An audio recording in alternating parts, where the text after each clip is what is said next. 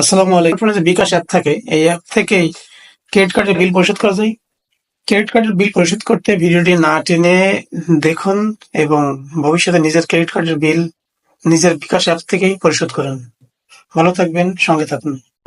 প্রথমে আপনি আপনার বিকাশ অ্যাকাউন্টে প্রবেশ করুন ফিঙ্গারপ্রিন্ট অথবা স্ক্যান দিয়ে। তারপরে দেখুন পে বিল বলে একটা অপশন আছে, সেখানে সিলেক্ট করুন। ক্রেডিট কার্ড লেখা অপশনে সিলেক্ট করুন। দেখবেন ভিসা এবং সিটি ম্যাক্স কার্ড আসছে।